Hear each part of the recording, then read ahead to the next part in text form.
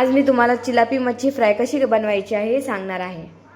इथे मी 1 वाटी बेसन पीठ घेतलेला आहे, लाल तिखट 2 चमचे घेतलेला आहे, 1 चमचा मीठ, 1 चमचा हळद, 2 चमचे मी रवा घेतलेला आहे, 1 लिंबू, कोथिंबीर। हे सगळे मसाले आपण मिक्स करून घेणार आहोत। याच्यात आपण थोडंसं पाणी टाकूया। आता आपण हे थोडं मिक्स करत जाणार आहोत।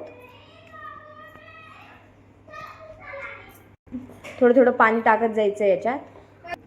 हे आपण मिक्स करून घेतलेलं मिक्सचर आपल्याला या प्रकारे पाहिजे, अशा प्रकारे पाहिजे आता आपल्याला हे मिक्सचर।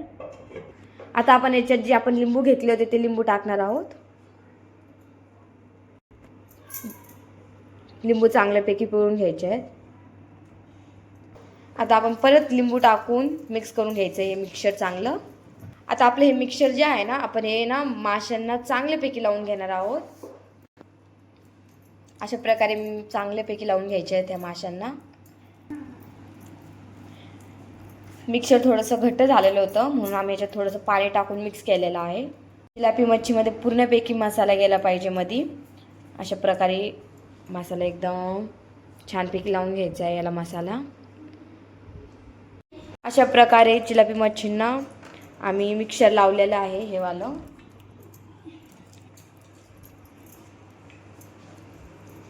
आता आम्ही हे सगळे चिलापी मच्छीला चांगल्यापैकी मसाला लावून घेतलेला आहे। आता आम्ही याच्यावर झाकून ठेवणार आहे 15 मिनिट। आता 15 मिनिटं झालेले आहेत। आता आपण या मच्छीला मस्तपैकी फ्राय करून घेणार आहोत।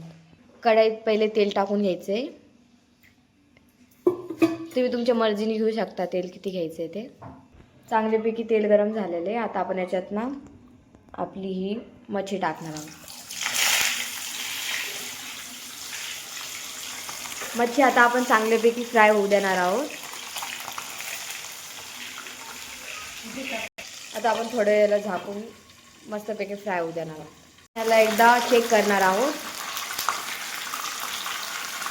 आता आम्ही याला पलटून घ्यायलो। आता आम्ही याला पलटून घेतले, तुम्ही बघू शकता। या प्रकारे पलटून घ्यायची याला। अशा प्रकारे तळून घ्यायचे आहेत। लाल कलर आला पाहिजे मस्त, एकदम क्रिस्पी झाल्या पाहिजे त्या। मच्छीला मस्तपैकी कलर आलेला आहे। आता आपण याला प्लेटमध्ये सर्व करणार आहोत। तुम्ही बघू शकता आपली मच्छी किती भारी आता तयार झालेली आहे खाण्यासाठी।